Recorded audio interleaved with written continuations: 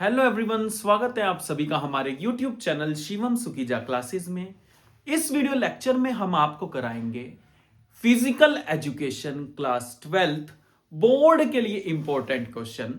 तो इन important question को important इसलिए समझना क्योंकि ये जो इंपॉर्टेंट क्वेश्चन है बोर्ड्स में आए हुए हैं और बोर्ड्स आपको पता है कभी कभी थोड़े थोड़े दिन बाद रिपीट करता रहता है क्वेश्चन को। सारे के सारे इंपॉर्टेंट क्वेश्चन करेंगे और अगर आप इन क्वेश्चंस को कर भी लेते हो ना तो लगभग ऐसे ही आपको क्वेश्चंस वहां पर मिलने वाले हैं। तो आओ फटाफट से देरी ना करते हुए इस लेक्चर को स्टार्ट करते हैं और आपके सामने लगाते हैं इंपॉर्टेंट क्वेश्चंस की झड़ियां।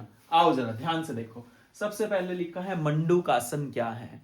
क्या है मंडूकासन? क्या है? इसको हम फ्रॉग पोज भी कहते हैं और इसका प्रोसीजर देखो, फटाफट से देखो। बिल्कुल फर्स्ट वज्रासन में बैठ जाओ। किस में बैठ जाओ? वज्रासन। वज्रासन तो आपको पता होता है ना कैसा होता है। तो वज्रासन में आपको बैठ जाना है।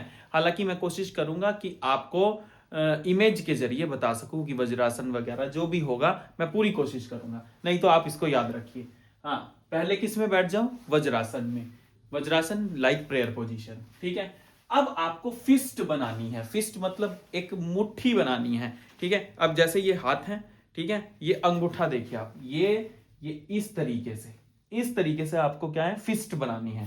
तो फर्स्ट आप वज्रासन में बैठ जाओ, देन आपको क्या बनानी है? फिस्ट बनानी है। और ये फिस्ट अपने पेट के पास ऐसे, यहां पे नाभि के पास जब आप वज्रासन में बैठोगे यहां पे रख लेनी है, ठीक है। नेवल या स्टमक के पास आपको ऐसे रख लेनी है, ठीक है। अंगूठे अंदर होने चाहिए, याद रखना, ठीक है। वज्रासन में बैठना है, प्रेयर पोजीशन। फिर आपको दोनों हाथों से मुट्ठी यानी कि फिस्ट बना लेनी है। इसको यहां पर लगाना है पेट के पास, नाभि के पास। अब गहरी सांस लो, इनहेल करना है आपको, ठीक है। गहरी सांस लेने के बाद अब धीरे धीरे सांस छोड़ते हुए आगे की तरफ आपको झुकना है। धीरे धीरे सांस छोड़, एकदम नहीं सांस छोड़ देना, धीरे धीरे बाहर सांस, एक्सेल मतलब बाहर सांस छोड़ते हुए आगे की तरफ झुक जाओ। और जैसे ही आप आगे की तरफ झुकोगे ना, जितना नीचे झुकोगे, ठीक है, और पेट पे थोड़ा प्रेशर देना है, लिखा हुआ है फिस्ट के जरिए, यानी कि पेट पे थोड़ा प्रेशर देना है। और फिर आपको क्या करना है? थोड़ी देर उसी पोजीशन में रहना। अगर आप बिगिनर हो तो 15 से 20 सेकंड, अगर आप बहुत ज्यादा एडवांस्ड हो चुके तो 1 मिनट तक भी रह सकते हैं, ऐसा बोला गया है। तो पोजीशन आप 10 से 20 सेकंड ही रखिए। जनरली नॉर्मल सांस लेते रहो उस पोजीशन में और धीरे धीरे फिर वापिस आ जाओ, ठीक है। धीरे से फिर वापिस आ जाओ उसी पोजीशन में जहां से आपने शुरू किया था और इसे 2-3 बार आप रिपीट करो। ये था मंडूकासन का प्रोसीजर। वज्रासन में बैठ जाओ, फिस्ट बना लो दोनों हाथों से, फिस्ट को नाभि के पास रख दो। फिर गहरी सांस लो और सांस छोड़ते हुए नीचे झुकते रहो, धीरे धीरे झुकना है। और फिर पेट पर थोड़ा प्रेशर दो फिस्ट के जरिए, फिस्ट कह रहा हूं, हाँ जी, फिस्ट के जरिए पेट पर थोड़ा प्रेशर दो और इस पोजीशन में लगभग 10 से 20 सेकंड तक रुके रहो। नॉर्मल सांस लेते रहो, फिर धीरे धीरे करके वापस आ जाओ, ठीक है जी। इस पोजीशन को 2-3 बार रिपीट करो, इसी योगा को। क्लियर है? प्रोसीजर क्लियर है? जल्दी देखिए फटाफट। अब देखिए, अगर आप मंडूकासन करते हैं तो किस तरीके के बेनिफिट्स आपको मिल सकते हैं, ध्यान से देखिए। सबसे पहले स्ट्रेस और टेंशन आपकी कम हो जाएगी और स्ट्रेस और टेंशन ही मेन जड़ होती हैं हाई बीपी के लिए। तो इसलिए ये स्ट्रेस और टेंशन को कम कर देता है। उसके बाद आपके माइंड को, आपके दिमाग को बहुत शांत रखता है, काम रखता है। आपके मन को, आपके दिमाग को शांति प्रोवाइड करता है। ब्लड सर्कुलेशन इंप्रूव करता है जिससे बीपी कंट्रोल में रहता है, ब्लड प्रेशर कंट्रोल में रहता है।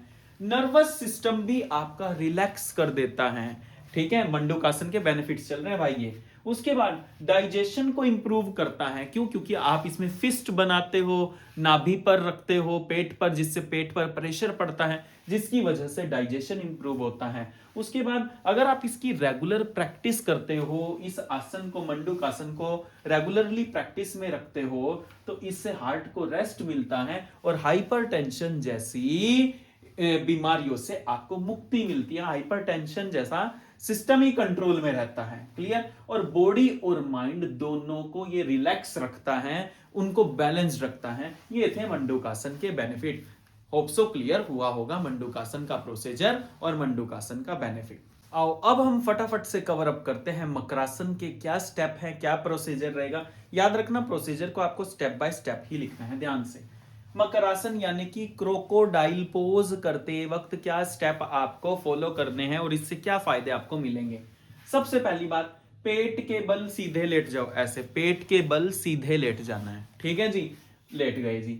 अब पैरों को थोड़ा सा खोल भी लेना है, पैरों को थोड़ा सा दूर दूर रखना है, खुले होने, ये नहीं कि बिल्कुल आपने ऐसे नहीं, पैरों को थोड़ा दूर दूर रखना है, खुले होने चाहिए पैर आपके। उसके बाद दोनों हाथ मोड़कर ऐसे चिन पर रख लेने हैं, ठीक है जी। चिन के नीचे रख लिए ऐसे।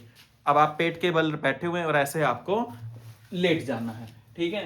अब थोड़ा हेड को हाथों पर रेस्ट दो, यानी कि अब ऐसे हैं, इसको ये हेड इसको रेस्ट कराओ, यहां पर हेड को हाथों पर रेस्ट दो, ठीक है जी। आंखें बंद कर लो। अब पूरी बॉडी को रिलैक्स करो, धीरे धीरे डीप ब्रीथिंग करो, ठीक है जी। और इसी पोजीशन में 2 से 5 मिनट तक अगर आप रहेंगे तो आपको क्या बेनिफिट मिलेंगे। आपका माइंड रिलैक्स होगा, मन को शांति मिलेगी, स्ट्रेस कम होगा, एंजाइटी कम होगी।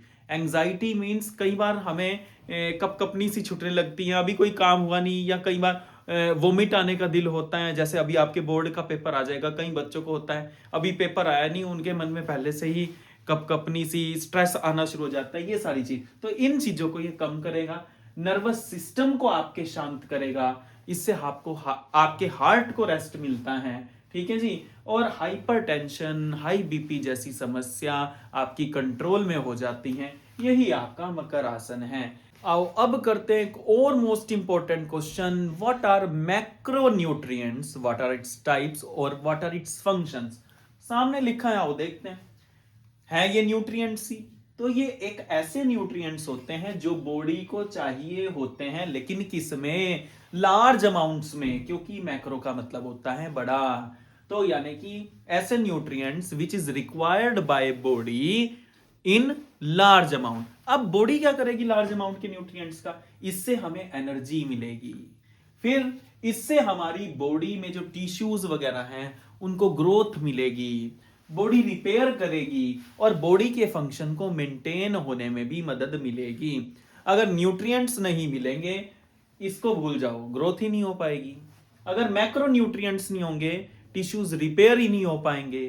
तो इसलिए हमारे बॉडी के फंक्शन को चलाने के लिए, मेंटेन करने के लिए वी नीड मैक्रो न्यूट्रिएंट्स। ये होते कौन कौन से हैं ये भी लिखना पड़ेगा भाई साहब।